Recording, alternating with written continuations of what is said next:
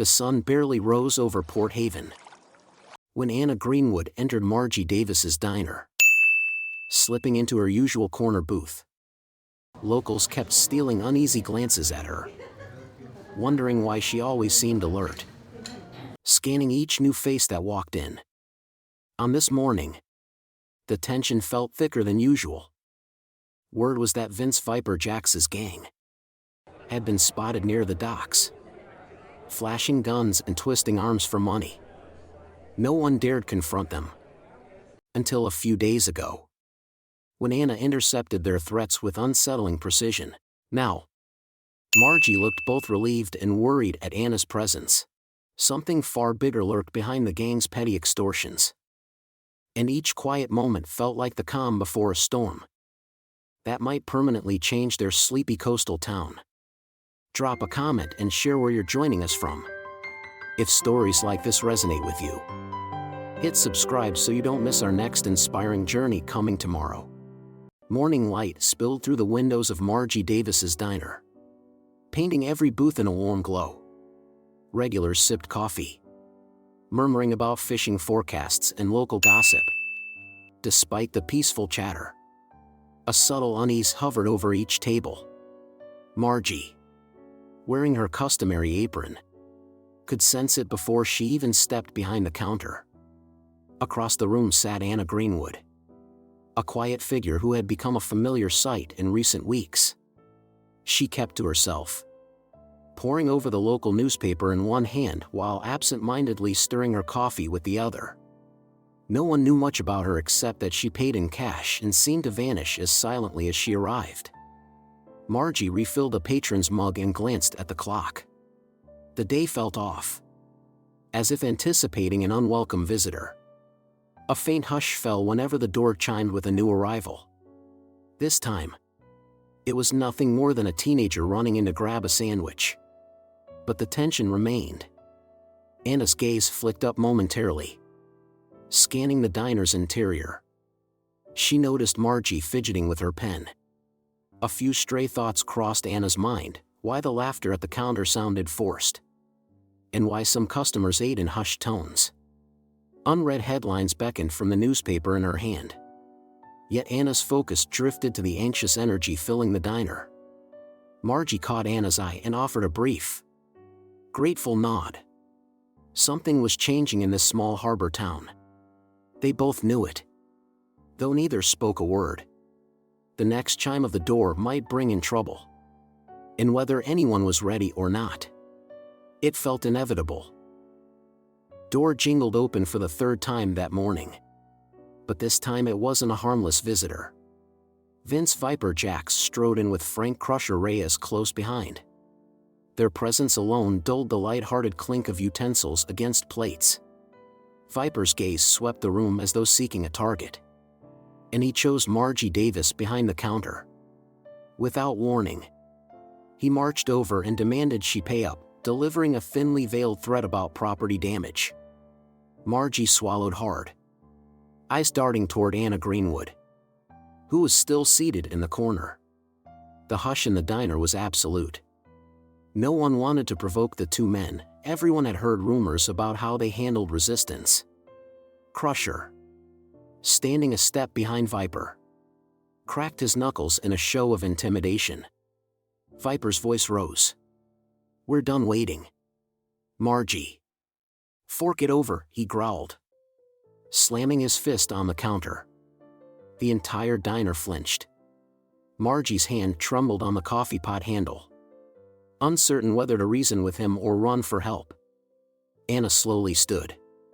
Her expression remained calm, almost indifferent.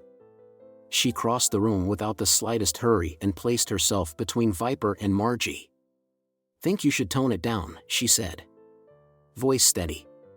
The words were quiet, but the tension in the diner spiked. Viper scowled. "Who do you think you are?" He stepped closer, trying to loom over her. But Anna's stance didn't waver. Seizing his moment, Viper swung a fist, anticipating an easy strike. Instead, Anna moved faster than anyone expected. She sidestepped, caught his arm, and applied precise pressure to neutralize his swing. Viper howled, knees buckling. The diner erupted in startled gasps. Crusher lunged to rescue his leader, but Anna spun, hooking his elbow and forcing him back. In seconds, both men were immobilized. Viper cursed under his breath, fury lacing every syllable. Margie watched, stunned. She'd never seen anything like it. The diners remained silent, some clutching their mugs in disbelief. Trembling, Viper glared up at Anna. "You've just made the worst mistake of your life." Anna released him. "Think carefully before making another." Her level tone left little doubt that she was capable of much more. Viper clutched his injured arm, threw a venomous glare, and stormed out, Crusher trailing close behind.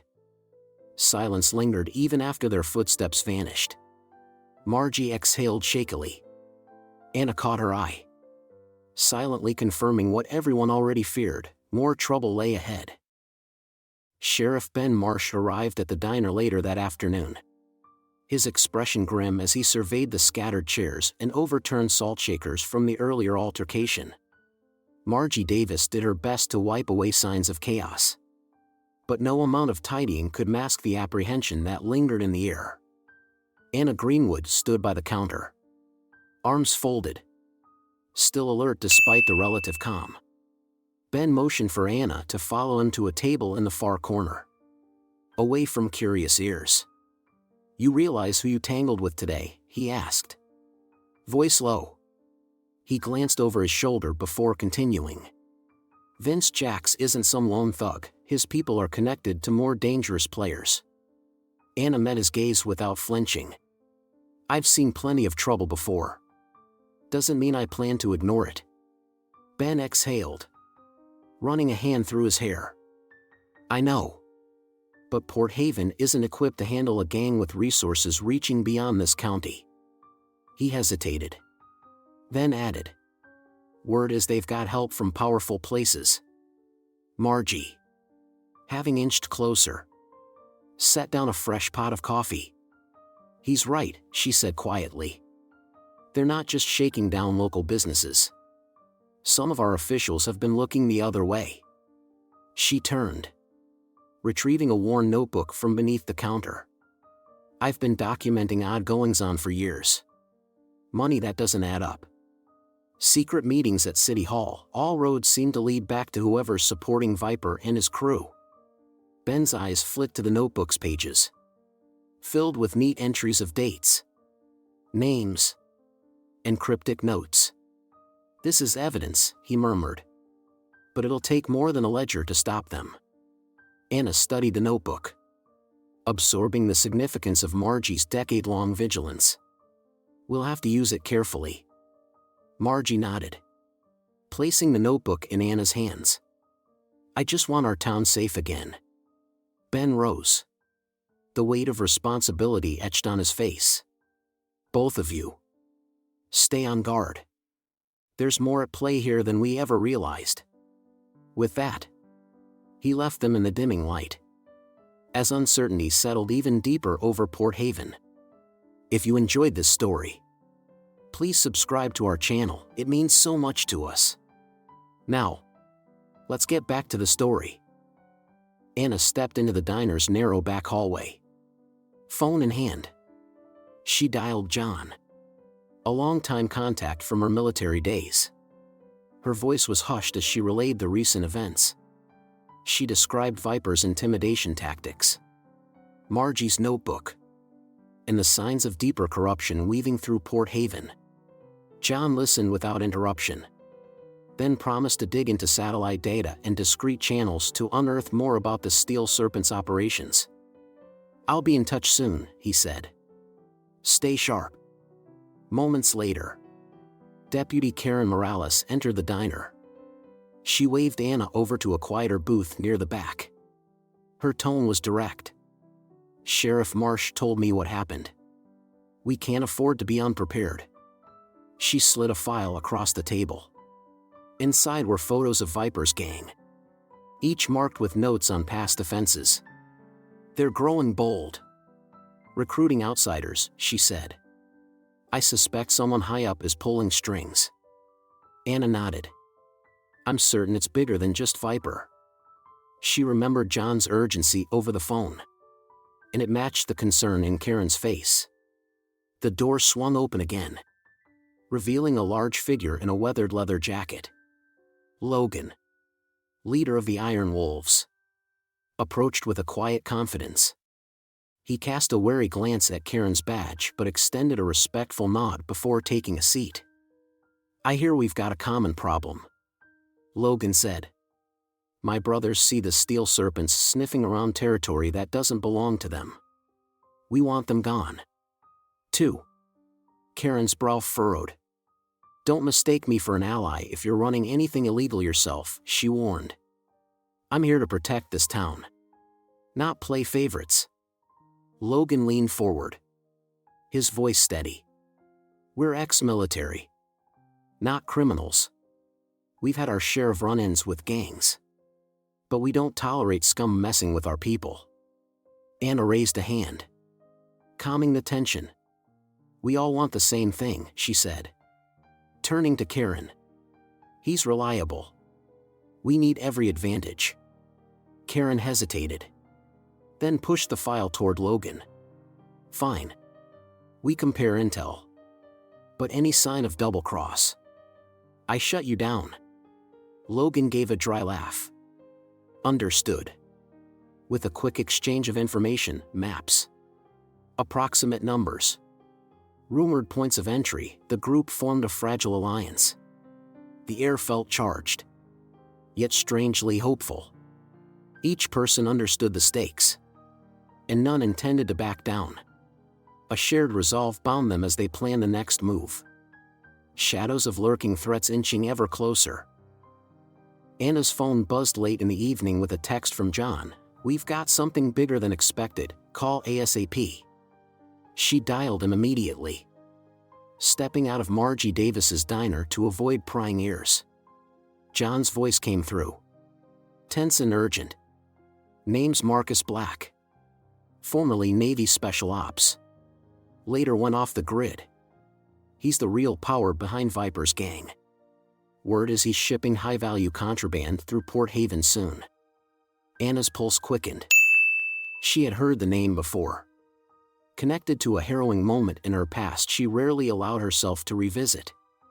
I'll need everything you can find, she said quietly. Before going back inside, she paused by the darkened harbor. Her mind drifted to a half-buried memory, a sweltering overseas dock. Flashlights cutting across crates stamped with obscure codes. And the deafening crack of gunfire. In that frantic mission, one that had gone horribly wrong, Anna had seen a glimpse of someone who matched Marcus Black's description. The faces of teammates lost in the chaos still haunted her. And a familiar tightness in her chest returned now, fueled by the knowledge that Black was behind Port Haven's turmoil. When she re-entered the diner, she found Deputy Karen Morales reviewing Margie's notebook. Across the table, Logan examined a rough street map of the local warehouse district. Anna eased into a chair, meeting Karen's concerned gaze. Marcus Black, she announced. He's ex-military. Might have gone rogue after a botched operation. Logan raised a brow. Any chance he's got international pull? We've heard whispers about shipments that don't stop at state lines. Anna nodded. He does. If he's personally coming here, it means there's a major deal in the works. Her voice dropped. He's not the type to handle small-time hustles. Karen set the notebook down, her tone grave. Then we're dealing with someone far beyond Viper's league. We'll need rock-solid evidence to nail him. Just then, Margie appeared with fresh coffee, setting the mugs on the table. She noticed Anna's uneasy expression. You've looked more rattled since that phone call, Margie said gently. Should we be worried? Anna inhaled, steadying herself. Worried? Yes. Unprepared. No. We've got a lead on the real mastermind. Logan tapped the map with a calloused finger. Then let's make sure we're ready for him. If he thinks he can slip in under our noses, he's got another thing coming. A lingering heaviness blanketed the group as the clock inched past midnight. Port Haven was no longer just a quiet coastal town, it had become the next target for a man whose ambitions stretched far beyond local rackets, and for Anna, the chance to settle a very old score. Anna Greenwood, Deputy Karen Morales, and Logan met in the diner's back room. A map taped to the wall. The hush intensified each time Margie Davis passed by. Everyone sensed the fragile calm before the storm. Marcus Black arrives in less than a week, Anna said, pointing to a scrawled date. Karen crossed her arms. We'll handle official channels, she said, eyeing a typed list of officials. But something's off. People I trusted keep deflecting questions about warehouse inspections. They're in on it, Logan said, tapping the list. My sources say a council member's feeding intel to the steel serpents. Anna exhaled, scanning Margie's notebook on the table. Its pages were packed with suspicious transactions from public works budgets. Funds are disappearing, likely covering up shipments. Karen's jaw tightened. We can't rely solely on the sheriff's department. Too many might be compromised. We'll split up, Anna said. Karen, round up trustworthy deputies and run traffic stops near the port. Logan, use the Iron Wolves to patrol possible drop zones. If we keep them guessing, maybe we force them to move the shipment on our terms. They fell silent, each weighing the stakes. Suddenly, the door creaked open. A young steel serpent, bruised and jittery, stepped inside. He raised his hands. I need protection. Viper'll kill me for talking not. Karen eyed him. Why come here? He swallowed hard. You're the only one standing up to them. I know where they keep the real cargo manifest. Anna gestured for him to sit. If you're lying, we can't help you. He slid a folded paper across the table. This storeroom by the docks, the next shipment's bigger than anything they've done. A weighted pause followed. This was the break they needed. But it confirmed Marcus Black's plans were escalating. Anna stood, locked eyes with Karen and Logan. No turning back, she said. We go all in. Karen exhaled slowly. We've discovered Councilwoman Harris has been meeting them after hours. We can't risk tipping her off too soon. She tapped her pen on a blank page.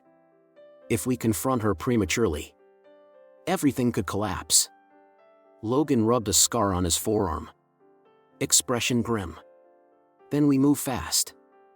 The Iron Wolves can stake out the dockside roads at night. If we spot anything unusual, we call you. Anna nodded. Exactly. We act on this new intel. One misstep, and Marcus might slip away. He won't hesitate to cut loose ends. She glanced once more at the map, feeling the weight of the moment. We're too close to let that happen.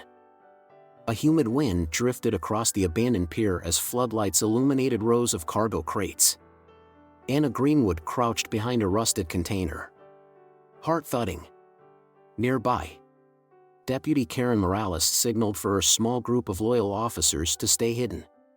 The Iron Wolves waited in the distance, engines silenced, ready for the signal. Marcus Black emerged from the shadows, flanked by Viper and Crusher. His sharp gaze swept the area. No loose ends, he muttered, stepping forward to inspect the crates. He looked every bit the ruthless operator Anna remembered. She moved stealthily, creeping closer until Marcus's voice grew distinct. With a nod to Karen, the team sprang into action. Lights flared from patrol cars, pinning Marcus's men under harsh beams. Logan's riders roared onto the dock, cutting off any escape route. A burst of gunfire rang out from one of Marcus's guards, forcing Anna to dive behind a crate. Karen's deputies returned fire. Viper and Crusher took cover, snarling curses. Under the cacophony, Anna zigzagged through the maze of shipping containers, determined to confront Marcus. Finally, she caught sight of him crouched behind a metal pallet. Their eyes locked. "You cost me in Singapore," Marcus spat, flicking a glance at the chaos. "You won't do it again." Anna steadied her stance. "This time you face the consequences for what you've done." Marcus lunged, but Anna deftly sidestepped, countering with a precise strike that knocked him off balance. Dazed, he tried to raise a weapon, but she wrested it away. Blue and red lights flickered across the pier as Karen and her deputies closed in. Marcus's glare was full of bitter recognition. Anna stared back, unflinching, finally seeing the end to a long, dark chapter. Barely an hour after the final shots, order began to return. Marcus Black, battered and under guard, was escorted into a waiting patrol car. Viper and Crusher, similarly subdued, spat curses at the shadows. Councilwoman Harris emerged from the gloom, hands bound by Karen Morales, who now carried her badge with quiet resolve. Margie Davis, notebook in hand, documented the scene. She wasn't content with second-hand reports, she wanted every detail of the night that ended Port Haven's nightmare. Nearby, Logan and his iron wolves secured the perimeter, ensuring no stragglers slipped away. The evidence left behind, stacks of contraband crates and falsified documents, prompted incoming federal agents to issue an immediate call for further investigations. Anna Greenwood stepped back, breath heaving from exertion, but her mind buzzed with relief. For the first time since hearing Marcus's name, she felt the burden lift. She exchanged a grateful nod with Karen, both acknowledging the price paid to safeguard the town. Sunlight broke across the horizon as the last suspect was loaded into a transport van. Emboldened by the night's triumph, the people of Port Haven stood ready to reclaim their home. Margie reopened her diner at dawn. Free coffee for all who helped. The small harbor glinted with renewed hope, no longer under the oppressive weight of fear. Anna lingered a moment, scanning the dock with a thoughtful gaze. Once again, she was reminded that even the quietest voices, when united, could echo loud enough to topple giants. Sunrise promised a brighter future, with corruption exposed and a new dawn rising. Will Port Haven find lasting peace, or does a darker threat lurk just out of sight? Share your thoughts in the comments and join the conversation. Thanks for watching, and we'll see you in the next video.